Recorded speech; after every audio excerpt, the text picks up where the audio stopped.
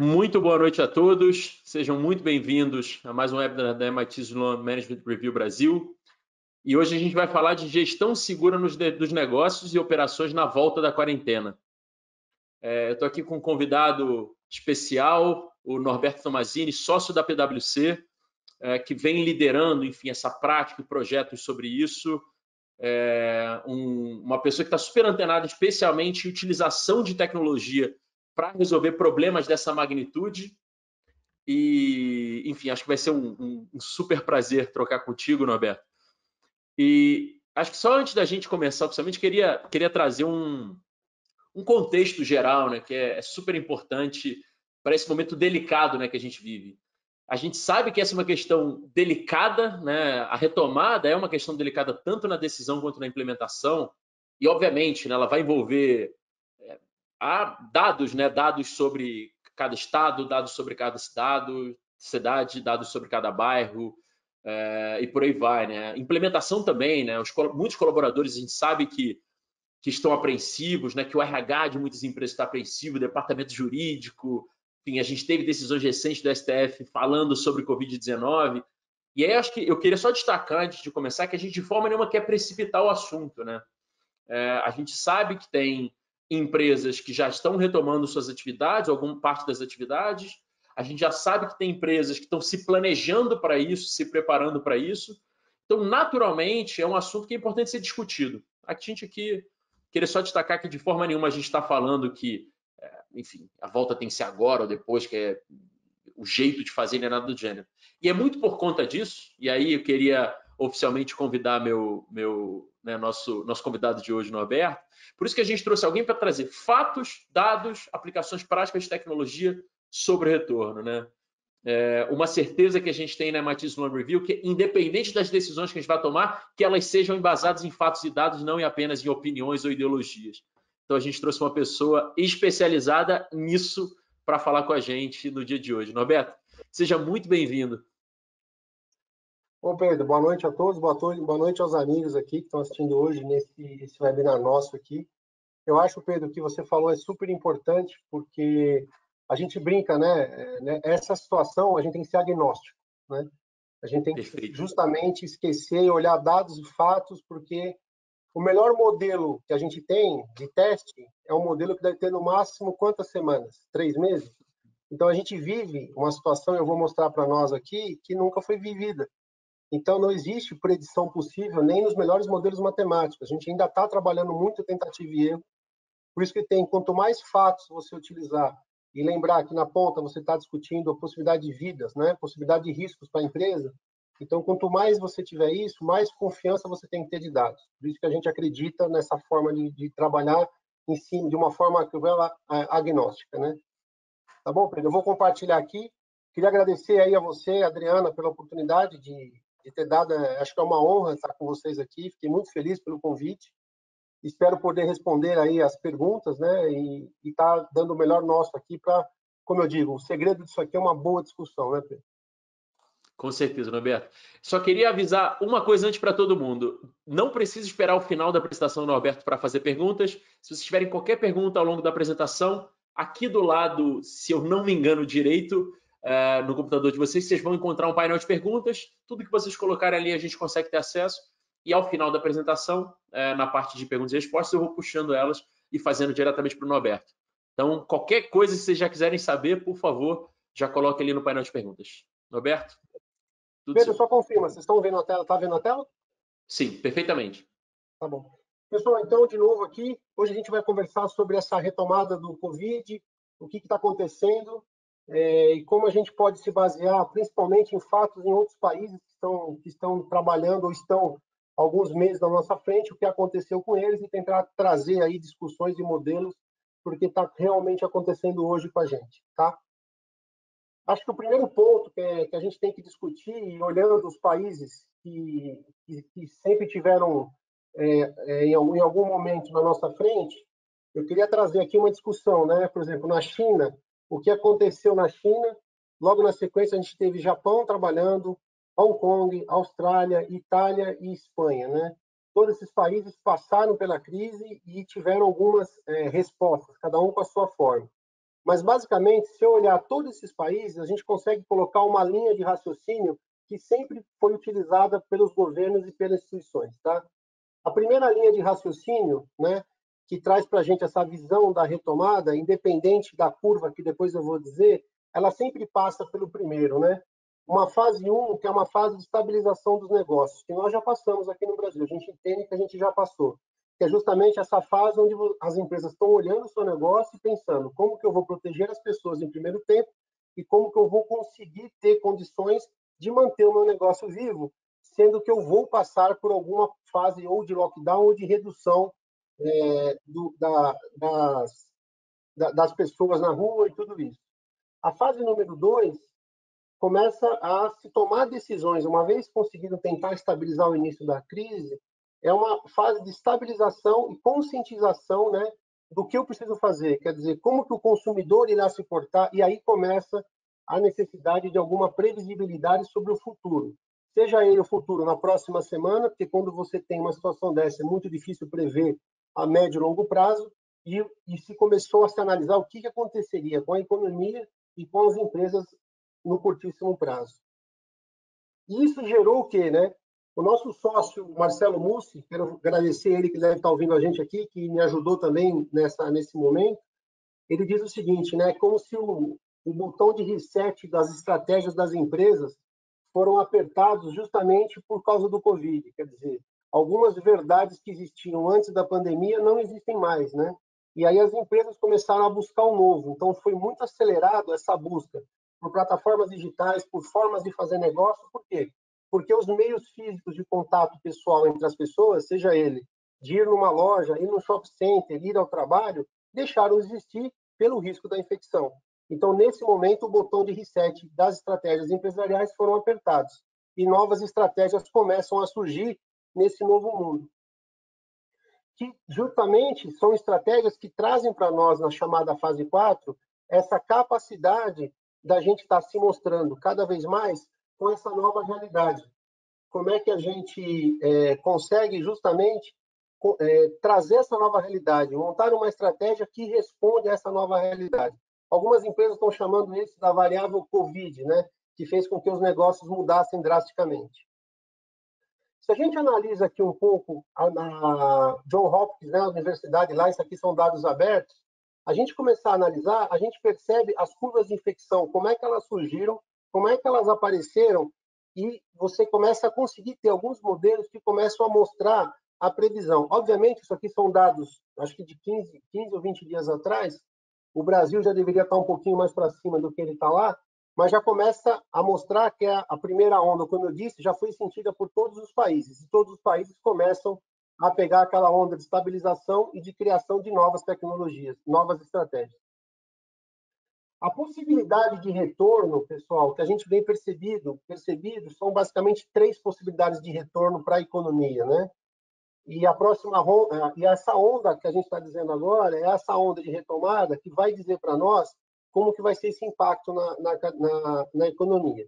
A primeira onda, que é a onda ideal, vamos dizer assim, seria o que eles chamam de curva V. Se vocês olharem aqui, né, a gente consegue ver que seria uma curva V justamente por essa, onde você teria um lockdown limitado, né, a um mês ou um pouco mais de um mês, um impacto de choque e uma recuperação muito rápida. Você vê uma queda da economia, uma recuperação muito rápida, e você vê um crescimento, uma resposta limitada a um ano.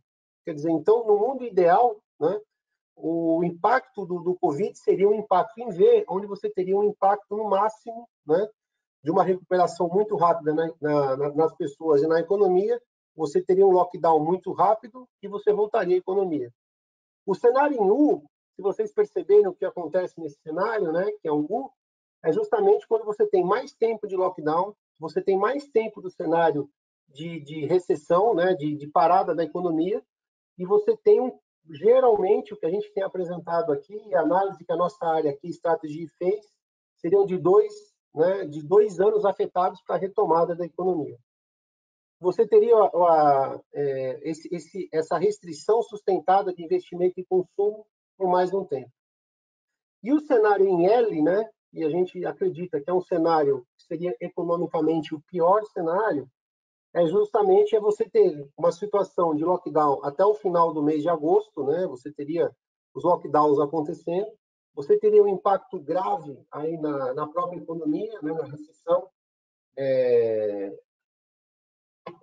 e justamente isso traria um sistema monetário, né? Um impacto grande, né? E o retorno aos níveis pré-Covid, o que significa isso, tá? Que vocês estão vendo aqui.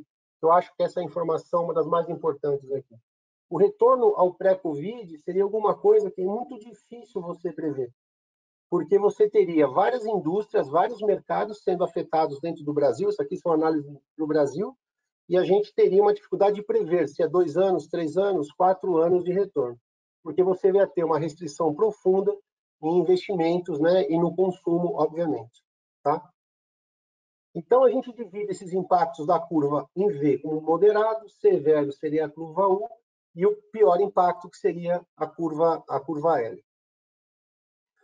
O pior que pode acontecer da curva L, pessoal, é nós termos essa possibilidade de você abre a economia, ocorre infecção e você volta à economia. E aí você começa a ir para o que a gente chama, né, curva de infecção em W, que você abre a economia, volta e tem depois um novo problema na economia. Isso é o pior cenário para a economia e para o retorno dos investimentos e para a continuidade dos negócios.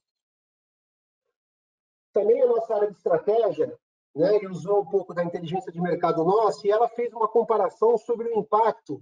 E aqui vocês podem notar a curva em V, a curva em U e a curva em L, que a gente chama de impacto drástico, né? Se vocês olharem a comunidade europeia, depois a Alemanha, Reino Unido, Estados Unidos e Brasil, a gente percebe que a retração do PIB desses países ela é muito grande. Você começa a ver retrações muito grandes, que é o que vocês estão vendo aqui. E quando que seria a recuperação? Como eu disse a vocês, o cenário em V teria uma recuperação já em 2021, você já vê a economia subindo e você teria uma recuperação. No cenário em L, em U, desculpa, você começa a perceber que esse retorno da economia leva quase ou quase 2 anos. Quando você vai para o cenário em L, que é o drástico, né? A gente percebe uma retração de 11% no país no primeiro ano, há uma possibilidade disso, né? A gente conseguiria alguma coisa em torno da melhoria do PIB de 1% e depois uma melhoria do PIB de 2,5%. Isso são cenários, né, que a gente acredita que são cenários médios, né, que você pode chegar.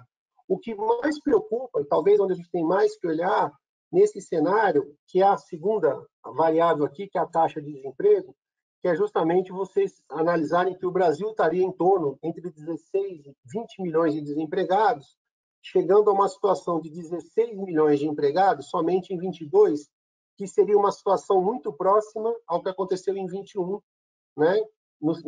Que aconteceria em 21 se a gente tivesse seguido uma curva em U. Significa que a gente vai ter uma recessão muito grande, alto desemprego, e esse desemprego, se eu comparar essas curvas ao que a gente já passou de crise, né? Tentar entender o passado para tentar projetar o futuro, lembrando que essa crise aqui não é nenhuma tempestade perfeita, né? É a perfeição da perfeição, que você tem todas as áreas afetadas por causa de um problema social e de saúde, a economia é levada também a essa crise. Então, se a gente for perceber do lado esquerdo aqui, a evolução prevista para o PIB brasileiro no mundo pré-Covid, né, ele era de 1,9. Quando ele começa, o Covid começa, e vocês viram os tipos de curva, né, a moderada, a severa e a drástica curva, a gente pode chegar numa redução de PIB de 8,5%. Se eu comparar esse material aqui a justamente a retração da crise, que muitos de vocês aqui eu acho que não estavam nascidos ou eram crianças, né?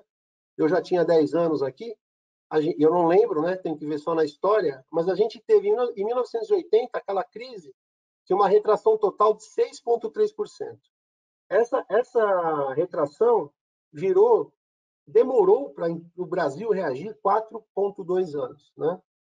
Quando a gente vai para outra crise que nós sofremos aqui, que é a crise que ocorreu na década de 90, o Brasil teve uma queda de 4,7% e demorou para reagir 4 anos. Tá? Se eu olho agora, essa é o que estava acontecendo agora, né? Entre 2017 para 2019, a gente teve uma retração de 6,7%, mais 3,2% abaixo de 2014. Significa que aqui, nesse momento aqui, a nossa retração, ela vai, tudo está indicando, né? São modelos que você tem que começar a analisar, e não dá para saber com certeza que a gente pode demorar mais de 3,5 a 4 anos para retornar à posição do PIB que vocês viram aqui, que eu listei para vocês, de antes de Covid, tá? Do crescimento do PIB. Quando eu faço essa análise também, tentando ajudar a nossa visão aqui, a gente pode perceber o seguinte, né? Eu tinha esse cenário pessimista mostra para nós que a gente demoraria um crescimento para recuperar o PIB de 2020, a cura econômica, né? Ele pode levar de 3 a 6 anos, na mediana, pode levar 4 anos. Porque a história do Brasil de retorno de crise não é uma história de retorno em V e nem um retorno em U. A história nos mostra que a nossa economia, apesar de ser uma economia forte de consumo interno, é uma economia que, para retornar, como o investimento é baixo, ela é uma economia que, para retornar, geralmente ela retorna em W. Então, se a gente analisar o que eu estou mostrando aqui no gráfico pessimista, a gente percebe que a gente retornaria ao PIB de 2020, né? Eu estaria chegando nesse PIB somente em 2026. Então, isso nos mostra que talvez a crise se prolongue por mais tempo, né? Alguns setores vão sair muito mais rápido, outros setores vão demorar muito mais para conseguir sair. Mas a certeza é que a crise mexeu e está mexendo muito com a nossa economia, numa situação nunca antes que nós conhecemos. A gente brinca o sócio da PwC, a nossa empresa tem mais de 150 anos, né? E a gente sabe que a empresa já viveu várias crises. A gente não tem ninguém, infelizmente, vivo para nos contar isso, mas assim, a gente com certeza, olhando para o passado, nós sabemos que de longe essa é a pior crise global que nós estamos tendo, e no Brasil é a pior crise que nós estamos passando agora, por causa de vários fatores que estão propiciando essa crise sanitária e afetando a economia. E o outro fator que a gente não pode esquecer é que a gente vai sair dessa crise, né, com um endividamento público muito alto, né? A gente vai ter uma taxa de desemprego projetada de mais ou menos 16%, né, ao final desse ano, e nós vamos ter uma dívida pública em relação ao PIB, no forecast desse ano, aproximadamente de 90%. Isso mostra, apesar do juros estar baixo, que é um fator que ajuda, mas a gente vai estar com um país precisando muito de auxílio para ele poder retornar à situação anterior pós-Covid, anterior à Covid. Todo mundo sabe disso, mas só uma compilação para a gente dar um cenário. O que aconteceu com o nosso país, né? Foram feitas principalmente, né, medidas sociais e trabalhistas, né, que liberaram mais de 1 bilhão. Depois a gente teve uma liberação de 98%, né? Depois a gente teve de 98 bilhões, depois uma liberação de 51 bilhões e uma liberação de 200 bilhões de compulsório, né, com a Caixa Econômica, sendo que 100 bilhões da Caixa Econômica, 50 bilhões do BNDES e 88 bilhões de estados e municípios.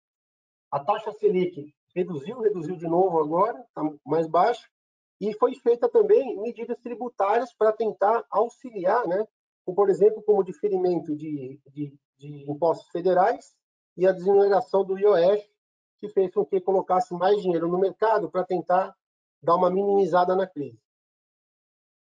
Mesmo com tudo isso que foi feito, agora tentando dar uma setorizada para nós no modelo, a gente percebe que, por exemplo, a agropecuária, né, ela vai ter, que é uma parte importante do nosso PIB, ela vai ter mais ou menos uma redução de 3,6% a 7,2% já esse ano. Se eu pego indústrias de transformação, a redução é drástica, né? É muito maior que essa redução. Se a gente pegar as demais indústrias, redução pesada. Né? Se a gente olhar o comércio e o varejo, é uma redução menor, mas também é uma redução muito grande.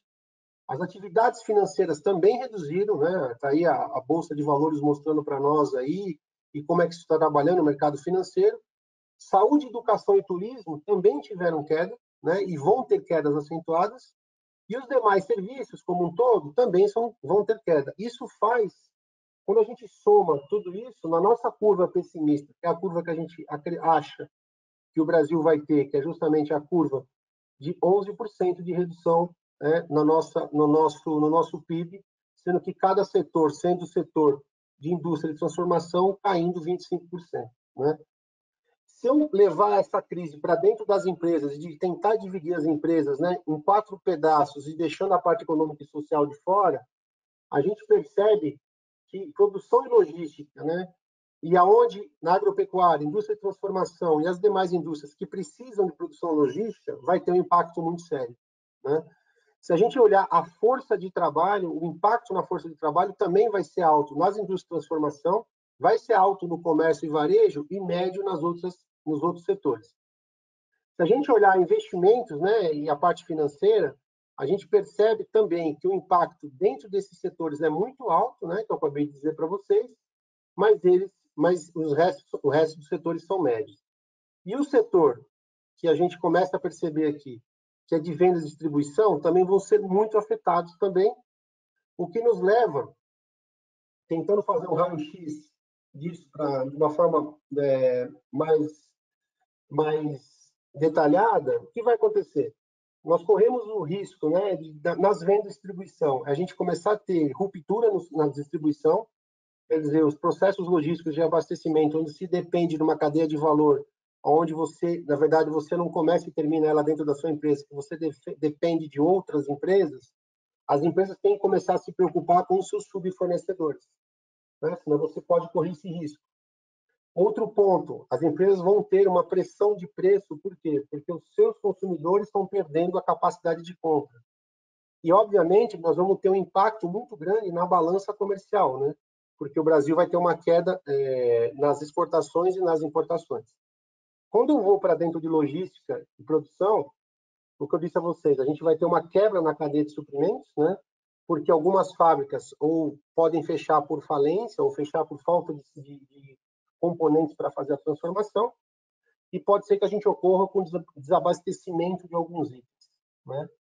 Isso são os riscos que todo o gestor de empresas e os executivos têm que estar sempre alertas durante a execução. E essas variáveis estão surgindo e surgindo muito forte para que realmente as empresas possam pensar em como trabalhar essas variáveis e tentar reduzir esses riscos. Mas são variáveis que estão postas aí no mercado e que precisam ser trabalhadas, né? Uma coisa importantíssima que aconteceu, né? Muitos de vocês viram naquela brincadeira, né? Quem fez a transformação digital da sua empresa? Foi o Chief Digital Officer, do presidente ou o Covid? Todo mundo respondia o Covid, né? Então a gente percebe também essa mudança na forma de trabalho.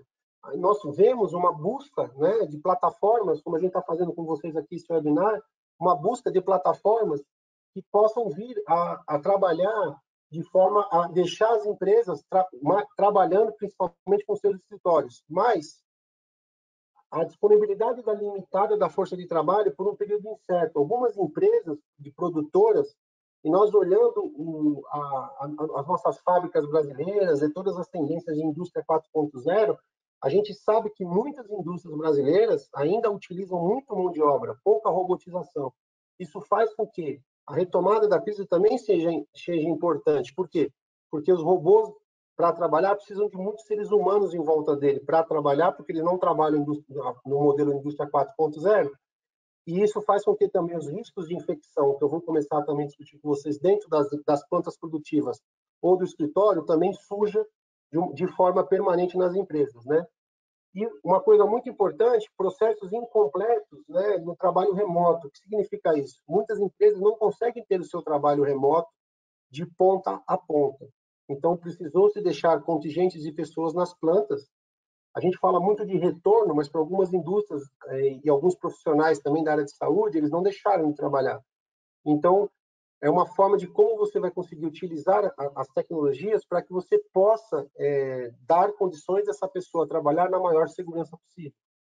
E não sei se todos sabem, na MP 927, lá no artigo 29, o nosso ministro Alexandre de Moraes, ele trouxe uma discussão à tona, onde ele faz com que exista, não estou dizendo que vai acontecer, mas exista a possibilidade da infecção em ambiente de trabalho ser discutido no âmbito de PCMCO, segurança do trabalho, podendo vir a gerar, né, contencioso para as empresas. Por isso que é muito importante que as empresas estejam alinhadas com 3 grandes fatores. Primeiro, o governo esteja alinhada com seus órgãos de classe, os seus sindicatos, e também com a vontade da empresa e o apetite da empresa de proteger os seus funcionários. A empresa precisa ter em mente quais são os riscos de retorno, né? O risco esse, a saúde do seu funcionário, o risco esse, a execução do seu negócio. E tentar utilizar, que eu vou falar mais um pouco para frente, tecnologias que ajudam a empresa a minimizar esses riscos. Tá? Aí, obviamente, a redução do fluxo de caixa de curto prazo das empresas, aumento do custo de capacitação, né, e redução dos investimentos, e redução de custos de investimentos privados. Uma coisa muito importante, o hábito do consumidor retornou, né? Eu estava discutindo, né? Será que os pais que trabalham, que estão em escola, eles vão sentir bem se a escola voltar? Ele vai querer que o filho dele estude? Ele vai aceitar o filho dele numa sala de aula com 40 alunos em 70 metros quadrados? Será que as escolas vão ter que se adaptar? Muitas estão se adaptando. Será que nós vamos ter segurança de sentar num restaurante e num almoço por quilo? Como está o hábito do consumidor? Essa é uma nova discussão sobre a jornada do consumidor com a variável Covid. Isso precisa ser discutido o mais rápido possível nas empresas, porque a certeza é que nós não vamos sair daqui a 1 mês ou 2 meses, nós vamos ficar anos nessa situação. Uma coisa é o modelo macroeconômico respondendo que economicamente a gente vai voltar daqui a 4 anos. Uma coisa é a parte social e psicológica das pessoas se sentirem seguras em retornar. Se a gente analisar um pouco da história e ver, principalmente a Europa e alguns países que foram devastados pela guerra, se demorou, e a gente pode fazer uma comparação sem muito erro, se demorou quase que uma geração para essas pessoas não se lembrarem do que aconteceu no Holocausto ou na guerra. Então, a gente está vivendo uma situação aqui, não sendo alarmista, mas realista, de que a gente tem que entender que talvez esse sentimento de insegurança e da infecção vai ser melhorado quando trazer a vacina, mas pode ser também que ele não consiga resolver todos os problemas. Então, volto a dizer, como dica para as empresas, pela nossa experiência, há necessidade de fazer o levantamento da jornada e das possibilidades de utilização de plataformas digitais para conseguir vender os seus produtos e serviços de uma forma diferente aos seus consumidores, evitando a interação física. Tá?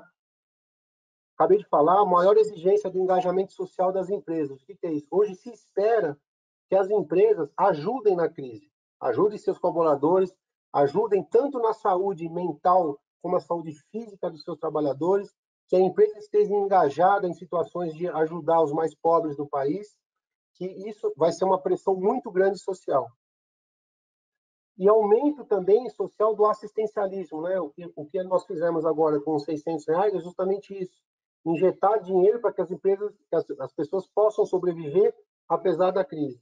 E como eu já disse, mudanças vão ocorrer com certeza na parte regulatória e na parte de ambiente tributário, tá? Por isso, se a gente quiser dividir, como eu disse a vocês, como é que seria uma jornada de trabalho, né?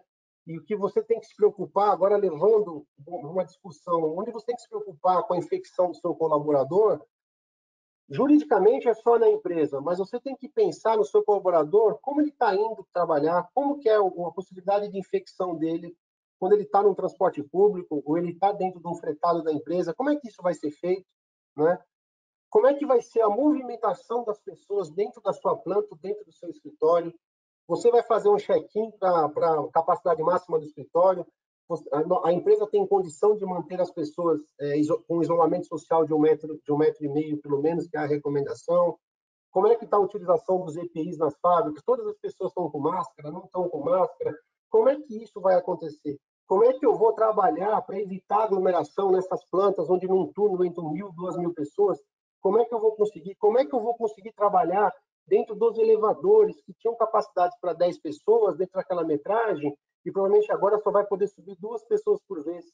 Então, tudo isso, as empresas têm que trazer essa discussão à tona, porque não existe um modelo pronto. Por mais do que nunca, aquela discussão filosófica que muito o MIT trouxe e outras universidades trouxeram sobre a empresa fluida, aquela empresa que é capaz de se adaptar à análise, vai ser necessário agora, porque a empresa que não tiver essa capacidade de entender rapidamente os seus problemas e se ajustar, vai ter problemas sérios nesse novo mundo, né? E voltando agora, com essa reabertura gradual do comércio, vai ter aglomeração de pessoas. Então, pode ser que ocorra realmente a infecção e a reinfecção. A gente já tem visto em alguns países na Ásia que isso está acontecendo, já está tendo pequenos surtos ocorrendo de reinfecção. Então, a nossa experiência, né, e disse tem basicamente 6 grandes, quando você pensar no retorno nesse novo normal, tem 6 grandes pontos que toda empresa, né, deveria pensar. E pode ser que existam mais, mas o que a gente tem aprendido nesses meses, trabalhando somente com isso, primeiro, a empresa precisa ter na cabeça dela como que eu vou controlar, e quando eu falo empresa, né, a empresa, os executivos, o management da empresa precisa ter. Como que eu vou controlar o risco de infecção e de infecção da minha população no retorno do trabalho? Uma saída dessa é não retornar ao trabalho, mas se for necessário retornar ao trabalho, quais são as pessoas que estão aptas a retornar? Quais as pessoas que não têm comorbidade? Quais as pessoas que os filhos estão na escola e podem retornar ao trabalho? Então, lembra daquela solicitação que eu disse? A necessidade social da empresa não é só processo social para fora da empresa. É utilizar essa parte social dentro da empresa para os seus próprios colaboradores. Começar isso dentro da empresa. Segunda pergunta importante aqui embaixo. Além de cuidar da segurança das pessoas, né, como é que vai se trabalhar a eficiência, né, e a otimização da população? Como que eu vou proteger essas pessoas para que a gente consiga, né, esses colaboradores, para que eu consiga proteger? E não vamos esquecer, e não fazendo crítica, mas uma constatação, se eu não me engano, tirando o México, o único país que está com possibilidade de judicializar a contaminação do Covid, pelo que eu sei, se tiver pessoas aí que eu sei de multinacionais aqui, podem me corrigir depois aí no chat, só o México e o Brasil fizeram essa discussão. O restante dos países, até onde eu sei, até quarta-feira da semana passada, não fizeram isso. Então, como é que eu vou proteger? Porque agora você precisa proteger a saúde do seu colaborador, você precisa proteger o seu negócio para que ele não tenha ruptura no seu trabalho, nos seus processos, e também como que você vai proteger a empresa a possíveis processos que venham a ocorrer por infecção de pessoas dentro do seu ambiente de trabalho, né? Uma coisa muito importante que colabora com o segundo item é justamente quais são as adequações necessárias no ambiente de trabalho. Vamos trabalhar as pessoas numa distância. Se eu tenho 1.000 metros quadrados, eu consigo botar 300 pessoas lá. Como é que eu vou botar 300 pessoas com 1,5 metro de distância? Se a gente fizer uma conta aqui, 1,5 metro de distância, eu acho que, se eu não me engano, é 1,5 metro ao cubo, né? Ao quadrado. Isso vai dar mais ou menos 9 metros quadrados. Como é que eu vou conseguir colocar pessoas em call centers? Como é que eu vou conseguir colocar pessoas em linha de produção? Os vestiários das empresas?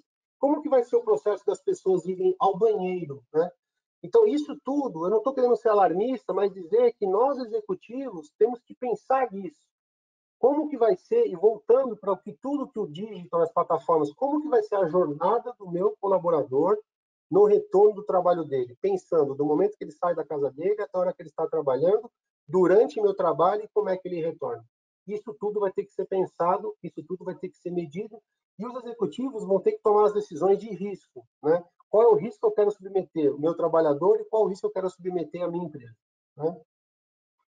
Um grande ponto é que a única forma de você... Como que você poderia responder, indo para o ponto negro aqui, como é que você poderia responder a isso? De forma proativa e mitigar riscos da pandemia? São outras perguntas que a gente conseguiria fazer. Que medidas tomaremos para garantir a saúde e segurança das pessoas na área do trabalho, né? Como que eu vou conseguir fazer isso? Como que eu vou tentar chegar nisso? Então, a gente entende que a solução para isso, pessoal, e dando só os grandes highlights da nossa experiência, você tem que trabalhar alguns grandes vetores. O primeiro grande vetor, eu acho que é o sentimento da força de trabalho. Você precisa ter a capacidade de medir esse sentimento da força de trabalho e deixar que a sua força de trabalho entenda que você está preocupado com ele, que você está o protegendo e que você está dando a ele todas as condições de trabalhar, sejam condições remotas ou físicas, né? Muito importante também, dentro das empresas existem os terceiros, né? Existem visitantes. Então, a reputação da empresa também vai estar dentro, né, dessa situação de como você quer trabalhar a reputação dos visitantes. A gente só entende que essas duas forças, sentimento, reputação, força de trabalho, das pessoas que estão hoje trabalhando no seu escritório, na sua planta, a única forma de você fazer isso é estabelecer, como eu disse, os protocolos de segurança alinhados com todas as esferas, mas também você precisa ter um monitoramento, né? Você precisa ter educação do seu colaborador e você precisa ter controle sobre isso, para você mostrar que você está realmente conseguindo que os seus colaboradores estejam realmente engajados em cuidar da sua própria saúde. Então, tentando pensar na força de trabalho, o que a gente pode trazer para nós aqui, assim, força de trabalho, tem que ter normas de segurança para a força de trabalho, precisa se manter distanciamento social no ambiente de trabalho, você precisa reavaliar e monitorar a saúde dos seus colaboradores, né? Você precisa fornecer aos visitantes o monitoramento da saúde dos visitantes, como é que você vai trabalhar isso? Como é que você conseguiria fazer um rastreamento geográfico? Será que você vai ter necessidade de fazer testes de Covid dentro dos seus colaboradores? Nós estávamos conversando com empresas que têm 40, 50 mil colaboradores, e a gente sabe que um teste de Covid rápido deve estar entre 150 e 200 reais, e um teste de sangue mais ou menos uns 400 ou 500 reais. Como que uma empresa consegue fazer isso? Então, a gente começa a ter sintomas que eu vou dizer para vocês um pouco mais para frente do que nós chamamos de crise exponencial. E a gente precisa entender como que a gente pode responder uma crise exponencial. O Covid é uma crise exponencial, onde ele causa ruptura na sociedade como um todo. E como é que eu tenho que responder essa crise exponencial? Essa é a grande pergunta. Uma coisa importante também é, como eu disse, a educação constante, quer dizer, protocolos, como é que eu tenho tecnologia para monitorar as pessoas, ter relatório da situação de saúde das pessoas e como que eu vou ter vigilância e monitoramento sobre as pessoas. Uma coisa muito importante aqui, que também começa a ser um pouco esquecida, para as empresas que estão tomando algumas decisões também, eu queria deixar como experiência também, que manter as pessoas também em home office por muito tempo, você precisa ter a capacidade também de analisar como é que está o sentimento dessas pessoas, né? Como é que está o que a gente fala em inglês do well-being? Como é que eu estou tratando essas pessoas? Eu consigo saber como essas pessoas estão se sentindo? Então, você tem que tratar também com o mesmo cuidado das pessoas que estão fisicamente na empresa, a parte psicológica também das pessoas que estão afastadas e trabalhando por plataformas. E isso é uma frase que eu queria hoje deixar para vocês, para a gente discutir mais à frente, que é justamente isso, né? Resposta a uma crise exponencial somente com mindset evoluído e tecnologias essenciais, né? Eu vou passar aqui, pessoal. Eu queria só deixar para vocês aqui um exemplo, né, de como você pode fazer alguma coisa muito simples. Isso aqui é uma aplicação que tem um chatbot. Esse chatbot ele acaba executando um protocolo de saúde. Aqui no caso é o protocolo da OMS, né? A gente utiliza isso aqui justamente porque utilizar o WhatsApp ou algum outro tipo de chat, ele é muito interessante porque o web chat, porque você consegue usar na população toda e realmente aqui com 20 segundos, 25 segundos, você consegue utilizar esse chatbot com uma inteligência artificial super simples, ele consegue trazer para você a informação de como está a saúde. Então essa seria a primeira barreira de contenção da empresa. Estou dando um exemplo para vocês de um processo. A segunda, e aqui você tira o risco da pessoa, né? Aqui no caso a gente vai forçar uma barra e vocês vão ver que na hora que a pessoa tiver uma comorbidade, esse chatbot ele vai realmente fazer a geolocalização dessa pessoa e buscar o médico mais próximo dessa pessoa para que ele possa ser atendido. E no caso aqui dessa simulação que a gente está fazendo, a própria pessoa vai ter a opção de buscar um carro e trazer um carro limpo do 99 táxi ou do Uber para fazer realmente, vocês estão vendo que ele está buscando aonde teria um teste, onde podia ser um ambulatório da empresa, poderia ser uma chamada de telemedicina, o que vocês acharem mais importante, e aqui está fazendo o booking realmente desse carro, aqui no caso, para buscar essa pessoa, pensando em plantas mais distantes. Aqui seria também uma possibilidade muito simples de você usar, por exemplo, outra tecnologia, que é o Video Analytics, que você poderia utilizar essa tecnologia que está à disposição de todos nós, justamente a partir da análise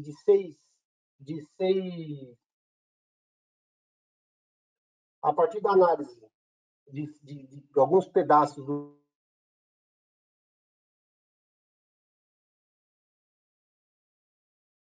Pessoal, infelizmente, o Norberto teve problemas técnicos e não conseguiu continuar conectado até o final, onde ele responderia as perguntas de toda a nossa audiência. A gente pegou todas essas perguntas, enviou para o Norberto e ele gravou vídeos respondendo elas diretamente. Esses vídeos vocês vão ver a seguir. Olá, amigos. Então, como combinado, infelizmente eu tive aquele problema de conexão no dia do nosso webinar, né? Então, eu estou pegando aqui as perguntas e procurando responder todas aí de uma forma particular para cada um de vocês e agradecendo aí a oportunidade de ter ouvido, de vocês terem me ouvido e a gente ter conseguido participar junto, então. Tá? Então, indo para a primeira pergunta, justamente o que os funcionários precisam saber sobre o retorno seguro, né? O que a gente tem entendido, lógico que as empresas têm que criar as suas áreas de retorno seguro, os seus comitês de retorno seguro, que muitas vezes são comitês que derivam do comitê de crise, já que quando se instalou a pandemia, ele foi criado. O principal ponto com os funcionários é justamente a necessidade que eles têm que serem alertados e treinados e constantemente informados sobre os riscos aos quais eles estão submetidos. É muito importante que a empresa estabeleça esse laço de comunicação, que seja um laço também que faça com que os funcionários entendam que a empresa está preocupada em manter a saúde laboral desses colaboradores, que a empresa esteja preocupada em medir se esses colaboradores estão ou não sob risco. E a gente recomenda sempre que a área de PCMSO, que a área de trabalhista, que a área legal, a área de SESMIT, de medicina do trabalho das empresas, seja a área que esteja protagonizando essas comunicações e esteja sabendo como tratar os funcionários. Obviamente, se faz necessário também as orientações físicas, onde ele se encontra álcool em gel, não procurar aglomeração e todas as outras orientações que vocês podem buscar dentro dos protocolos sugeridos pela Organização Mundial de Saúde, como eu comentei no webinar, como também pelos órgãos de classe e pelos sindicatos também que já estão estabelecendo isso. Mas é imprescindível que a empresa se reúna com essas áreas, essas competências, para que se estabeleça quais são realmente os protocolos. Uma vez isso estabelecido, todos os colaboradores devem ser informados e constantemente abastecidos com informações sobre esses protocolos e também como é que está o risco de infecção na sua área de trabalho. Então, a pergunta número 2, sobre obrigações legais que as empresas têm que se preocupar. Obviamente, eu não sou advogado, mas com todos esses projetos que nós fizemos, eu acho de suma importância que a empresa estabeleça, como eu disse, o seu comitê de crise, o seu comitê de retorno. Dentro desse comitê precisa ter, além dos principais gestores, a área legal da empresa e também a área de medicina do trabalho e de recursos humanos trabalhando integrada. Um dos pontos principais que a gente pode estar discutindo nessa situação, que a obrigação legal da empresa é justamente preservar a vida do seu colaborador, não colocá-lo em risco. E para isso, se faz muito importante que a empresa procure entender qual é o nível de infecção que ela pode estar tendo dentro da sua área. Ela precisa treinar esses seus colaboradores, ela precisa estabelecer os seus protocolos de retorno, seja isso utilizando a área de medicina de trabalho, como eu falei, se orientando no protocolo que seus planos de saúde podem estar trazendo, e também, se quiser, o protocolo da Organização Mundial de Saúde. Se faz importante também que a empresa tenha a capacidade de criar os seus próprios protocolos, procurando os órgãos de classe, sindicatos, que já estão se mobilizando. E a parte legal, olhando muito a lei, né, e o que está dentro da medida provisória 927, principalmente no artigo 29, que as empresas precisam estar se adaptando a isso e, como eu disse, mostrando que durante a execução do seu contrato de trabalho, a empresa se preocupa, sim, com a saúde do seu colaborador. A pergunta 3, né, que fala sobre, que eu citei na apresentação lockdown, é que, na verdade, nós não tivemos lockdown no país, né, ou no estado, ou nas cidades. Mas se fez necessário, em alguns momentos, em algumas empresas que tiveram surtos significativos, fazer um lockdown dentro da sua planta ou dentro até de uma área. Por quê? Teve que se parar a produção, ou teve que se parar a execução daquela atividade de trabalho, né, para que essa infecção não viesse a tomar conta de uma planta produtiva como um todo. Então, algumas plantas, principalmente frigoríficos, pararam uma semana e meia, justamente fazendo a desinfecção dos ambientes, né, colocando as pessoas em casa, para que depois se retornasse ao trabalho e se controlasse o grau de infecção. São medidas que foram tomadas dentro das empresas, dentro das plantas, dentro dos escritórios, para que as empresas brasileiras e multinacionais que operam no nosso país protegessem a vida dos seus colaboradores. Falando agora sobre a questão que veio para nós aí sobre saneamento básico, eu estou entendendo que está uma questão sobre as empresas, né, que trabalham em saneamento básico, como é que está a situação. Estou entendendo que é essa a pergunta. O que a gente tem percebido que essas empresas que não pararam, né, que trataram o saneamento básico, elas conseguiram, utilizando desinfecção dos ambientes, treinando seus colaboradores, mudando os fluxos de pessoas, de entrada, de almoço e tudo isso, essas empresas conseguiram realmente proteger os seus funcionários. E nos nossos estudos aqui, nós não pegamos nada que demonstre que a gente possa vir ou que se passou alguma crise dentro dessas unidades ou dessas áreas. Principalmente por ser um serviço essencial, ele não pôde parar, então as empresas rapidamente entraram em situação de crise, né, com seus comitês de crise, e tentaram e conseguiram, pelo até onde eu tenho acompanhado, travar essa possibilidade de infecção. Tá? Então eu acho que a gente está super bem, foi super bem feito isso pelas empresas, que eu tenho acompanhado umas 5 ou 6 empresas, no estado de São Paulo e outras em outros estados. Está muito bem feito isso e eu acho que até um aprendizado para nós, como esse setor que não parou, como é que ele conseguiu se superar e manter a vida protegida dos seus colaboradores. Pergunta 5, né? Quanto se as empresas devem considerar isso, isso é altamente recomendável, né? E a empresa, se não tivesse um comitê de crise com várias competências lá trabalhando, sejam os principais gestores, e que esse comitê de crise também tivesse o que a gente chama de comitê de retorno, que fosse realmente, principalmente a área de recursos humanos, a área de medicina do trabalho ou seus consultores, às vezes a empresa não tem um médico do trabalho, mas tem consultores, e também tivesse justamente a área de recursos humanos, como eu falei, e também a área legal, né? E tivesse uma grande junção também de pessoas da operação, até alguma discussão com a própria CIPA, né? Para que se entendesse a legislação vigente, né? Se entendesse também as recomendações dos órgãos de classe, se entendesse também como que o sindicato está querendo trabalhar isso, para que fosse criado um plano conjunto, empresa, funcionário e os órgãos de classe, para que se estabelecesse esse retorno de uma forma segura. Para a empresa, é importantíssimo que ela possa ter a capacidade de informar seus funcionários, de buscar prepará-los e ensiná-los e educá-los como deve se manter seguro dentro das suas plantas, do seu escritório, que a empresa também esteja alerta durante toda a execução do trabalho para evitar aglomerações, geralmente em refeitórios, áreas de café, impressoras, essas áreas geralmente que os funcionários sejam orientados, né, que tenha sinalização nos ambientes, justamente para que proteja os trabalhadores.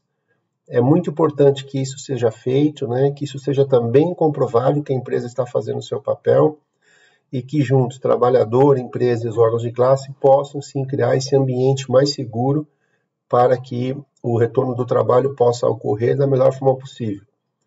A pior coisa que pode acontecer é uma empresa retornar, começar a ter infecção, seus trabalhadores começarem a ficar doentes, porque aí a gente vai ter um sentimento de pânico na empresa e também um risco muito grande para a imagem. Então, a gente recomenda que isso seja feito em comum acordo, né? E de forma discutida muito profundamente com os seus trabalhadores e também com o board da empresa e todo esse comitê que foi criado. A pergunta 6, né? Se a gente acredita sobre distanciamento social, né? O local de trabalho. Então, muitas empresas, vou falar das empresas também, depois tem uma parte de escolas, né? Muitas empresas estão aumentando o espaço, né, para 1,5 m entre as pessoas. Isso faz com que não caibam todas as pessoas que cabiam antes naqueles espaços. E ela está fazendo um revezamento, deixando algumas pessoas em homework, outras pessoas estão indo trabalhar. Então, tem algumas empresas que estão com essa meta de 2 dias em casa, um dia trabalhando, para manter as pessoas com um certo contato no escritório. Eu também acho que nem tão importante, é importante, mas também tem que se pensar como seria a ida ao sanitário dentro das empresas e também como que será a utilização de salas de reunião, né? Muitas pessoas estão levando os trabalhadores para os seus locais de trabalho e as reuniões continuam sendo feitas de forma virtual. Então, às vezes, tem que se entender também se é para executar dessa forma. Talvez a pessoa ficando em casa, se não tiver nenhum prejuízo para a empresa e para o processo de trabalho, talvez seja alguma coisa que mantenha tanto a empresa como o funcionário mais protegidos. A pergunta também fala sobre escolas, né? Esse é um grande tema, porque se você não volta para a escola, como é que muitas pessoas não têm onde deixar seus filhos, né? E como é que a pessoa pode voltar para o trabalho? Então, são temas que andam em conjunto. Eu tenho acompanhado 2 ou 3 escolas aqui que são do governo, né? E mais 2 que são particulares. As particulares já estão com um planejamento de crianças irem. Ela tem 4.000 alunos, que ela reduz a capacidade pela metade, né? Então, um dia vai o aluno, outro dia vai o outro aluno, e eles complementam o estudo por estudo à distância. Mas ainda é alguma coisa que está se estudando, né? Essa escola que está pensando nisso também está dizendo que isso vai acontecer só depois de setembro. Ela vai continuar agora nas férias de julho e agosto e setembro ainda utilizando o EAD, né? Ensino à distância. Então, cada um deverá pensar como fazer isso, olhar as normas agora do Ministério da Educação que está chegando, e é muito importante também olhar o que a Secretaria de Educação do município e também do estado ao qual essa escola esteja se pronunciando, e também o sindicato dos professores, para conseguir ter essa visão de uma forma mais ampla. Tá bom? Indo agora para a pergunta número 7, né, que comenta sobre se as áreas de recursos humanos estão preparadas para isso. Eu diria que não só as áreas de recursos humanos, mas nenhuma empresa estava preparada para essa situação de pandemia. Então, a gente entende da necessidade da área de recursos humanos, né, ser, como eu diria, a grande executora dessa situação, mas não sozinha. Como eu disse na apresentação, a gente tem que se estabelecer um comitê com os principais executivos da empresa, com a área de recursos humanos, com a área legal também, com os advogados da empresa, para que se estabeleça o comitê de crise, e desse comitê de crise se estabeleça também o comitê de segurança no trabalho. Esse comitê de retorno conectado à segurança no trabalho pode ser a CIPA, as áreas de PCMSO, a área de SESMIT, e todas essas áreas juntas, né, com o médico de trabalho da empresa, ou os médicos terceirizados que a empresa tem, ou até o plano de saúde, e estabelecer como que deve ser esse retorno ao trabalho, né? Como eu disse em outras respostas, é muito importante que tanto essas áreas internas da empresa, os órgãos de classe, os sindicatos e o governo, nas 3 esferas, né, estejam todos mais ou menos alinhados para que o protocolo de retorno seja estabelecido da forma mais clara possível. E também vai ser muito difícil acertar. Vai ter que se fazer um protocolo e, muito importante, o acompanhamento após a implementação. E tem que ter uma capacidade também de ouvir os seus colaboradores sobre a execução do protocolo e também analisar como está a execução do protocolo. Por quê? Porque vai ser muito importante a contínua educação dos colaboradores, como eles devem se proteger na planta ou nos escritórios. Uma atenção que eu sempre chamo é que se deve analisar a jornada do colaborador no escritório, não é só chegar no escritório. Ele tem uma série de atividades que ele pratica dentro do escritório, né? Usar o seu notebook, o seu computador, como ele vai desinfetar isso, a sua área de trabalho antes dele começar a trabalhar, como seria a ida no cafezinho, como seria a utilização dos sanitários, como seria a execução de reuniões, né? Como seria na hora do almoço. Então, tem que se analisar realmente todas as jornadas do colaborador durante o dia dele, e essa área aí que eu disse para vocês, que é a área de recursos humanos, SESMIT, segurança no trabalho, PCM, a própria CIPA, né, trabalhando junto com os órgãos de classe, os sindicatos, criando esse plano e criando também um plano de comunicação contínua com os trabalhadores. Como eu disse, né, não só recursos humanos, mas nenhuma empresa está preparada ou estava preparada para uma situação dessa que é totalmente inesperada. Oi, na pergunta número 8, sobre se existe uma indústria, na indústria o desafio é maior, né? Eu diria que o desafio é grande para todas as empresas, né?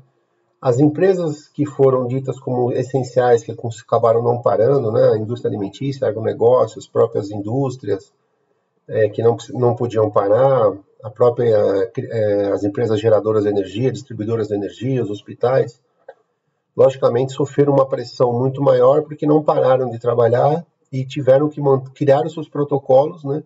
Enquanto as suas equipes, os colaboradores estavam trabalhando. Mas também tiveram muito aprendizado.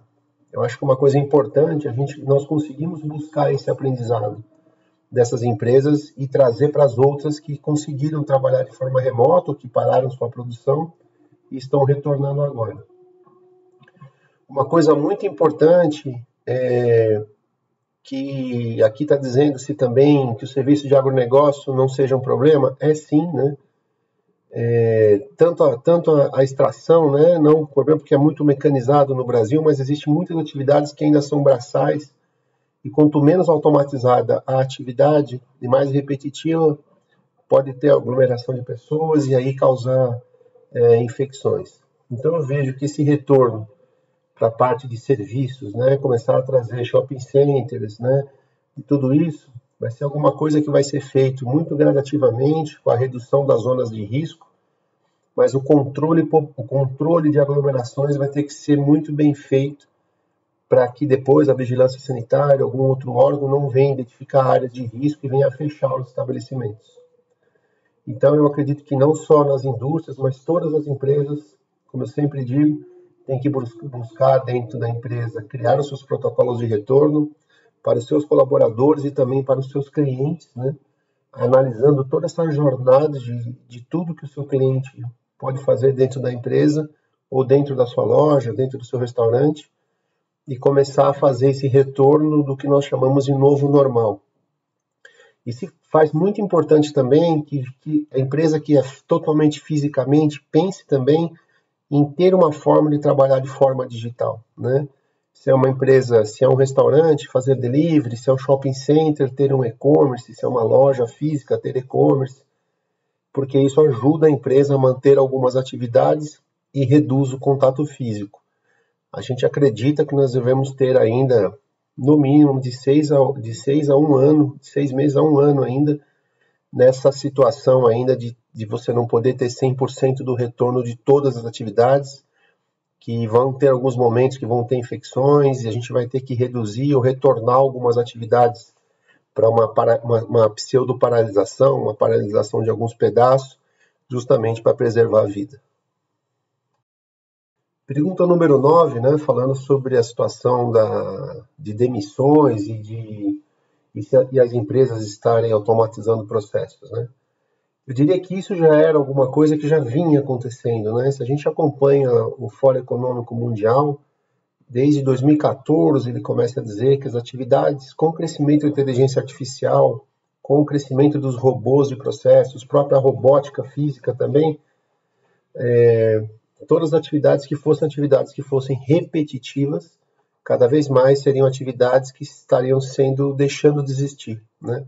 Tem até uma métrica muito interessante que diz, né, que 65% dos trabalhos que hoje uma criança de 10 anos estaria quando se tornar adulta, eles não existem ainda, porque serão novos trabalhos ou novas funções que serão geradas a partir do desaparecimento de outras funções.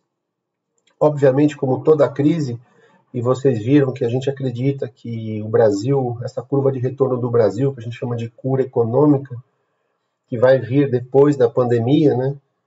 A gente acredita que o Brasil vai demorar de 4 a 6 anos para conseguir ter os patamares de PIB que ele tinha agora, quando se começou essa pandemia. Nós acreditamos também que o Brasil vai chegar a ter cerca de 20 milhões, 18 milhões de pessoas desempregadas, que vai ser uma dificuldade social muito grande. E sim, a gente tem percebido, apesar do esforço inicial, né, de várias empresas de não demitir, a gente tem percebido que o prolongamento, né, fez com que muitas empresas começassem a demitir. E a grande discussão nesse momento, que eu queria deixar bem claro, é que não existe certo ou errado, né? Porque a empresa está parada, tem a sua saúde para acontecer, ela pode botar o colaborador em risco, não deve, então assim, não existe decisão fácil ou decisão simples, né? Por isso que eu volto a recomendar. As empresas têm que buscar, sim, conversar com seus colaboradores, conversar com os órgãos de classe, atender às normas regulatórias do país e tentar sobreviverem, né? Para que a gente passe pela próxima fase após a pandemia, que seria essa crise econômica, onde a nossa economia vai demorar alguns anos para conseguir chegar ao patamar que ela tinha antes da pandemia, tá? Então temos que focar muito nisso, em como nós podemos acelerar o retorno do trabalho, mas sem colocar em risco as pessoas, porque se nós voltarmos a ter infecções, cada vez mais vai se demorar para se resolver a crise sanitária e mais demora para resolver a crise econômica que vem após a crise sanitária. A pergunta 10, né, se sim, nós analisamos mais ou menos 144 países, sendo que alguns estão 3 ou 4 meses na nossa frente aí na pandemia, outros estão um pouco atrás, outros na mesma situação que a nossa. Eu acho que a situação é muito difícil para todos, porque você tem que discutir entre duas coisas, né? Uma crise sanitária e uma crise social que vem após a crise sanitária, né? O grande segredo da melhor solução, ou a menos pior, é você conseguir equilibrar a crise sanitária e a crise econômica. As duas vão ocorrer. Se, por um acaso, tentar se evitar a primeira, que é a crise sanitária, e se preocupar só com a economia, as pessoas vão começar a morrer, você vai ter uma crise hospitalar no país, né? E a sua economia vai acabar também, a economia do país vai acabar tendo grandes problemas, como a gente viu em alguns países. Se também se pensar só na crise sanitária, né? E se entrar em lockdown por muito tempo, você vai começar a ter junto a crise econômica, que realmente as empresas vão falir, vão deixar de conseguir movimentar a economia, e você vai ter uma crise econômica. Então, o principal ponto aqui, e é muito difícil porque não existe um modelo correto. Nós não vivenciamos essa situação. É uma situação nova para todos os países. Como eu disse na apresentação, né, todas as empresas nessa pandemia e os países, muitos países também, apertaram o botão de reset das suas estratégias. Porque o fator coronavírus, a variável coronavírus, ela muda a forma das empresas fazerem negócio, ela muda a forma dos países encararem a saúde e ela muda a forma com que nós vamos analisar a saúde financeira de um país no futuro. A gente entende que mais ou menos o PIB mundial pode estar em 2020 baixando uns 4,8%, o que significa que vários países, todos os países vão entrar em recessão. E isso é muito pior do que aconteceu em 1930, na crise, né, de 30. Então, não se tem jeito certo ou jeito errado. O que você tem que fazer é balancear a segurança da vida das pessoas e a crise econômica que vem após essa segurança. E de uma forma científica, de uma forma clara, de uma forma que esteja envolvendo todas as variáveis possíveis, sanitárias, econômicas, governo, empresas, para que se criar um plano e que esse plano seja comunicado à população para que os países consigam retornar. Os países que conseguiram fazer isso passaram pela crise, tiveram mortes, estão agora na crise econômica, mas estão conseguindo passar. A grande risco é se um país, por algum motivo, fechar, abrir, e abrir muito, errar o retorno, e durante o retorno tiver que fechar de novo e começar a criar aquilo que eu te falei, que são as curvas em W, onde você tem abertura e fechamento, você vai prolongar a crise sanitária e você vai prolongar a crise econômica. Aí sim, a gente pode dizer que seria o pior modelo possível. Oi, sobre a pergunta 11, verdade, a Latinoamérica ainda não chegou no pico, na média, né? Alguns países estão mais à frente, outros mais atrás. Nós não recomendamos ninguém a voltar, acho que a PwC nem é uma empresa especializada em saúde para dizer isso. O que nós estamos dizendo é realmente, existem alguns setores da economia que não pararam, existem setores da economia que vão ter que voltar pelas orientações do próprio governo. Esses setores que estiverem retornando, eles vão ter realmente que ter certos cuidados, como eu disse na apresentação. Esses são os cuidados que realmente é olhar o que o governo está dizendo em suas esferas, olhar o que os órgãos de classe estão falando, criar os protocolos de retorno, informar os seus colaboradores sobre o real risco ou não que eles estão submetidos, educar e treinar os seus colaboradores para a execução do trabalho de forma mais segura na empresa, montar as jornadas de como seria o trabalho desse colaborador no retorno, e aí sim as empresas tomarem a decisão a partir de qual momento elas podem retornar. Muitas empresas possuem a capacidade tecnológica de levarem os seus trabalhadores a um ambiente remoto e trabalhar lá indefinidamente. Outras empresas têm menos capacidade e outras empresas têm zero de capacidade. Por isso que é muito importante que a empresa crie seus comitês de retorno e discutam isso sobre essa ótica, né? De como eu mantenho a empresa viva sem arriscar os meus trabalhadores. Eu acho que dessa equação todo mundo vai sair ganhando.